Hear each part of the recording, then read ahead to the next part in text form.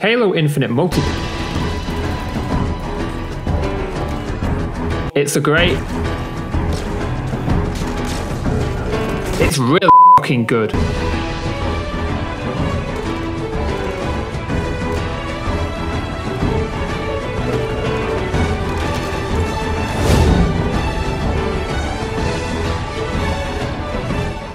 Halo Infinite Multiplayer was surprise dropped on November 15th, 2021. The 20-year anniversary of both the Halo franchise and original Xbox console. It is 343 Industries' third crack at a mainline Halo game after Halos 4 and 5, and aims to be a return to form for the Halo series. The game is free to play, so we can't tell you if it is worth your money, but we absolutely will tell you if it is worth your time. Fans of the Bungie era of Halo rejoice. Halo is back and smoother than ever. Classic gameplay has been tuned up for a modern era, and whilst there are some niggles for true veterans, we can safely say that this is one of the most polished shooters we've played in years, and easily the most polished in terms of gameplay out of the big three this year. At the core of Halo is the sandbox. Everything from the battle rifle to the needler to the energy sword had its place in the past, and with Infinite, spare a few outliers, that is no different. Returning favourites include the M48 assault rifle, which is stronger than ever, the battle rifle, sniper rifle, rocket launcher, sentinel beam, plasma pistol, needler, energy sword, and my favourite, the gravity hammer, which is back with a groundbreaking slam. Old sandbox classics have been reworked to service Infinite's sandbox to great effect. The Magnum is gone in favour of the MK50 Sidekick, a fast-firing, pocket-sized precision weapon. The Mauler has been replaced by the Mangler, which can achieve a lightning-fast kill with a shot melee combo. And the Spartan Laser has been morphed into the Skewer, a satisfying vehicle counter that gives you the power to kebab anything in your way. The Heatwave provides a versatile shotgun alternative with a satisfying Cinder effect, and the Cinder Shot rewards high-skilled players that can aim the thing. And the Hydra allows for an offensive vehicle counter that isn't a power weapon. Not every change has been for the better, however. The shotgun has been replaced by the Bulldog, and in the process has lost its ability to counter the energy sword. The Pulse Carbine seeks to fill the void of the plasma rifle, but is too niche to be effective, and the plasma pistol has lost its ability to EMP vehicles. This can now be achieved with either the shock rifle or the disruptor. There are some outliers. The VK78 Commando seeks to bridge the gap between assault and battle rifle, but a jack of all trades is a master of none. Finally, there's the Ravager, a weapon simply too weak to fill any niche not already covered. The sandbox is varied enough that I never feel like I'm getting killed by the same thing in multiplayer matchmaking, but the standard social loadout of the assault rifle and sidekick feels a tad too powerful. I never feel the need to rush that needler spawn for a tactical advantage, or grab that battle rifle. My pistol is just fine, thank you. Regardless, at its core, the game is stupid fun. I always find myself playing until early in the morning with that one more match feeling. Shooting feels satisfying. 343 solved the sprint debate after 11 years, and ADS provides a nice trade-off between accuracy and strafe speed. Finally, there's the new abilities. Grapple Shot, Repulsor, Threat Sensor, Drop Wall, and Thruster complement the return of the classic Active Camo and Overshield. The only dud here is the Threat Sensor, which pales in that wow factor compared to the others.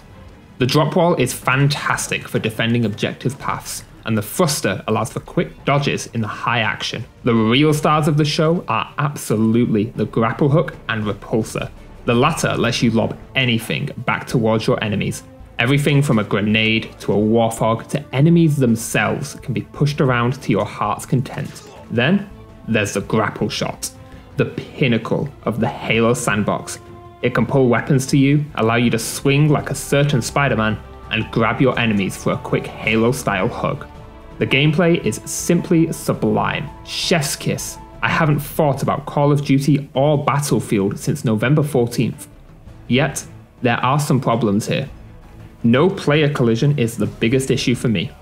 Halo is a game of tearing your opponent's shield away from them, finishing them with a melee attack, and teabagging the remains.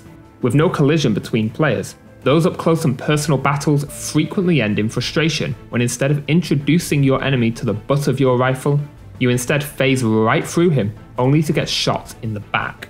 For Halo veterans, the new power weapon and vehicle spawn system might be a turnoff. On arena maps, there is a solitary power weapon spawn that has a different weapon each match, compared to the multiple consistent power weapon spawns in the previous games. This change is a mixed bag. On one hand, there is a good variety from match to match, but on the other, only having one power weapon to fight over can make matches less dynamic. The bigger issues with this system come in big team battle, where both weapon and vehicle spawns are completely randomized. War weapon spawns change per match, but do keep to the same class, so the battle rifle spawn could be another precision weapon, such as the commando or pulse rifle, and nothing else. This negates the player's ability to learn the maps and immediately make strategies to suit the match flow. Power weapons now spawn from drop pods, which is a cool visual, and there is an audio cue, but the spawns are random, and there is no way to know what is in a pod before walking up to it. This randomness does provide more dynamic gameplay, but again, matches lose those small power weapon battles that amount to the bigger picture of the match. Vehicles are the big problem here, both in arena and big team battle. At the start of the match, players will have access to mongooses, warthogs, razorbacks, and on some maps, a ghost or even a banshee. Power vehicles such as the Brute Chopper and Scorpion Tank are dropped in randomly via Pelican. The big issue here is that vehicle spawns are not symmetrical, so your team could be dominating a game of total control in big team battle, only for the enemy to be gifted a Scorpion Tank and proceed to make what feels like an unfair comeback. I can understand that 343 want to create dynamic fights, but dropping a tank next to the enemy's base doesn't achieve the desired result. The final issue is a bug, but it is a very big bug. Player sensitivity on Xbox, the platform we review on, is broken and caps out at 5 sensitivity. This makes overall movement feel sluggish, and heaven forbid you get shot in the back. You won't be able to turn around before you are dead. All in all, gameplay is extremely fluid, and most importantly, fun. But there are a few balance issues that keep Halo Infinite from scoring perfectly. At present, we're giving the gameplay a 4 out of 5, but I can see that easily becoming a perfect score after a few balance patches. In keeping with the theme of a return to form, Halo Infinite ditches the J.J. Abrams aesthetic in favour of the classic Halo art style. Colours are bright and simple, and overall the game feels like a modernised Halo 3. Even 20 years ago, Halo Combat Evolved managed to have a crystal clear art style that gave the player all the information they needed, and Infinite is no different. Enemies have bright outlines to help them stand out from the environment, and everything from the weapons to the Spartans to the environments manage to blend detail with simplicity seamlessly. Music also plays a major part in recapturing that classic Halo feel. The main menu theme takes us right back to 2007, and every track hits a blend of modernised classic. 343 clearly did their research here, and it pays off in spades. There really isn't much more to say about the art direction here. The game is gorgeous and truly does recapture the good old days. Infinite scores its first perfect 5 for art direction. Since we're reviewing the multiplayer portion of Infinite, narrative isn't important, but context is. Why are we fighting each other? The answer is simple. We're in Spartan training. This is backed up by the inclusion of in-context tutorials and weapon drills before hopping into the live fire of multiplayer. Halo keeps it simple, and we are spared the hodgepodge that is the context of Call of Duty Warzone. Compared to the universe-spanning madness that is Fortnite, which manages to contextualize pretty much whatever you can throw at it, Halo does lose some creativity points. I do want to see how this context changes with each passing season, so whilst for now we're giving Halo Infinite multiplayer a 4 in the context department, that score may change when we come back for Season 2.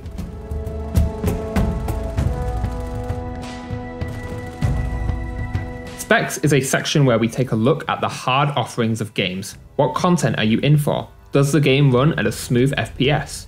All those questions and more are answered here. Halo Infinite Multiplayer has you covered with a variety of fun modes, but the offering here is slim compared to previous titles. You have the choice between social, big team battle, and ranked matchmaking. Social consists of Slayer, SWAT, Free-for-all, Fiesta, Oddball, CTF, One Flag CTF, and Strongholds.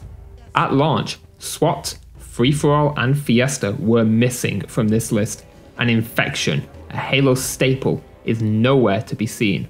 Big Team Battle consists of Slayer, Capture the Flag, Stockpile, and Total Control. Ranked consists of Slayer, Capture the Flag, Strongholds, and Oddball. Pickings are slim, but what is here is quality. The only mode that sticks out as being not as good as the rest is Stockpile, as teams have to secure an objective and run it back to their base. Good fights don't get the breathing room to happen. The good news is that you'll be playing these modes on a great selection of maps. There are 7 arena maps and 3 big team battle maps. The arena maps are all well designed and each offer a different style of match, but Launch Site and Behemoth would absolutely fit as big team battle maps. The big team battle maps play well, but are all within the same biome, so matches can feel repetitive. If you're needing a little practice, there's also training modes with bots and weapon drills to get you familiar with all the kit. Great additions on 343's part. Theatre mode is back, but extremely bare bones, and Forge, as of launch, is completely absent. However, there are custom game options, and they are varied enough to create some interesting matches to play with friends. The settings menu provides a great amount of control to the player, with separate tabs for controller and keyboard and mouse settings. You can customize dead zones, hold 2 functions, sensitivity, although this in particular is currently bugged on console, and even remap every button to your liking. Most importantly within the video settings is the FOV slider, something sorely missing from competitors. With a standard FOV of 78 degrees, players can choose anything between 65 and 120. Blur, screen shake, exposure, full screen effects, and speed lines can be turned down or completely off if that sort of stuff distracts you in-game. Audio settings are pretty standard, but having more options for subtitles than usual is a nice touch. The only issue we found here was that mic input is off by default, so make sure to turn that on if you need to remind your team of the game mode you are all playing. UI allows you to turn off almost anything you dislike. You can get rid of player names, outlines, offset weapons to provide a better view, and hide any HUD elements you dislike. Accessibility is mostly made up of options found in other sections, but is handily collated into one tab. You can mess with subtitles, color schemes, visual effects, and even UI narration settings here. Finally, the game allows you to choose between performance and quality mode. Performance mode will have you targeting 120 FPS at 1080p on Series X and PC, and 60 FPS at dynamic 1080p on Series S. Quality mode cranks the resolution up to 4K with a 60 FPS target on Series X and PC, and on Series S you're looking at 30 FPS with a locked 1080p output. If you're playing on Series S, I highly recommend performance mode over quality, as those extra frames really do make up the difference. As for Series X and PC, it is more a matter of preference, but I'd only go for quality over performance if your display supports a higher resolution or 120 FPS.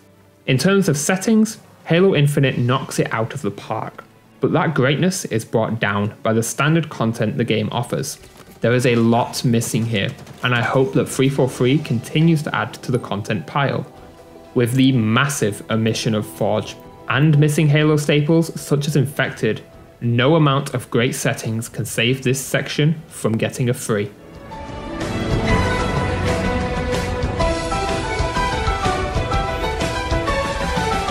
In our final section, we come back around to that main question of whether Halo Infinite is worth your time, and in this case, extra money, by looking at how the game respects those things. At launch, Halo Infinite did not let you choose what game modes you would like to play in any of its matchmaking playlists. If you're feeling like a bit of Social Slayer, or Ranked Oddball in particular, then you had to roll a dice.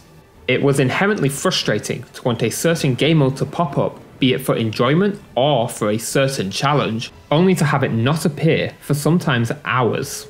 On that challenge system, Infinite has a Battle Pass system that allows you to unlock Spartan customization. This season is focused around Halo Reach, the Halo game with the most in-depth Spartan customization.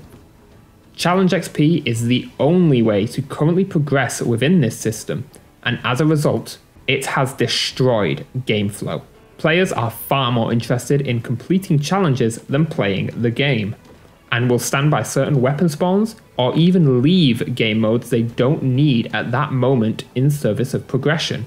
There have been changes by 343 to this system, such as providing XP for just completing matches and tweaking harder challenges. These are steps in the right direction, and I hope to see 343 continue to improve this system, because right now it is ruining a big part of the game and feels disrespectful to players' time. Finally, we should talk about customization.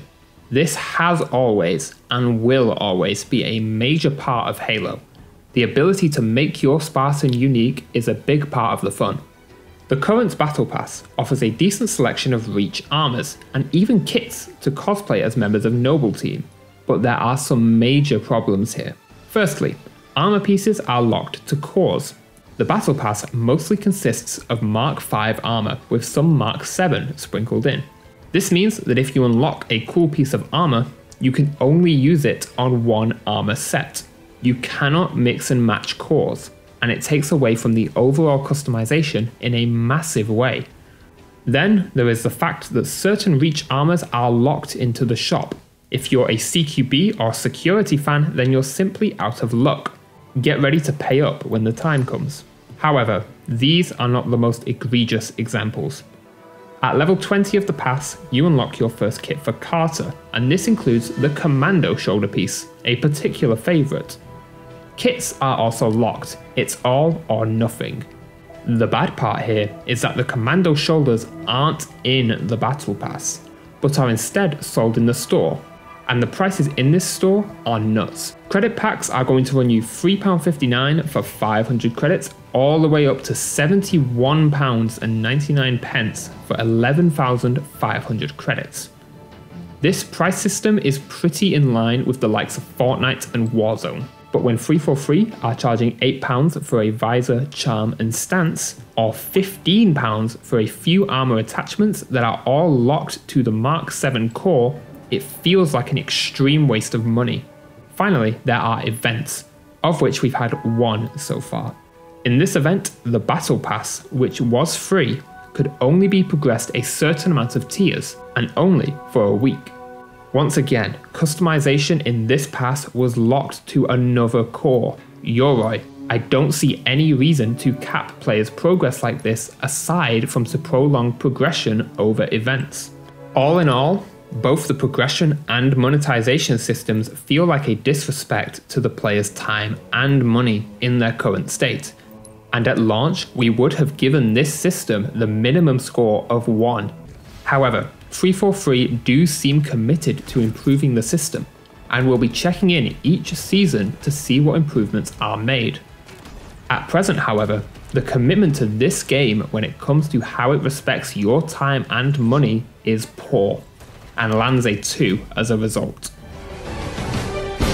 In its current state, Halo Infinite is easily the most polished shooter released in 2021. Gameplay is fluid, dynamic, and most importantly, super fun. It is simply a joy to play.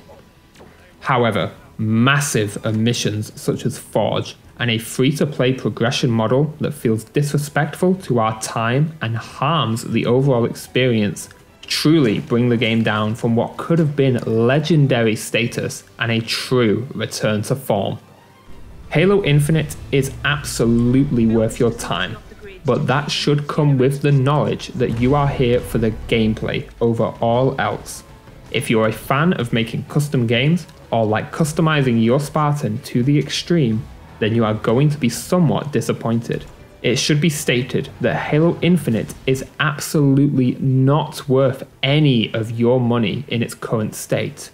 Once 343 gets over the hurdle of armor cores and figure out a way to make customization a more free-form experience, I will absolutely recommend you spend money to customize your Spartan should you see fit. But we will die on the hill that Legacy Armor should not be a paid option outside of the Battle Pass. 343, you have some amazing designers on your team. The Mark 7 gear looks incredible. And given the fixes to the system, I would gladly spend money on the cool new gear you put out. With a final score of 18 out of 25, Halo Infinite is a must play with some glaring issues outside of gameplay.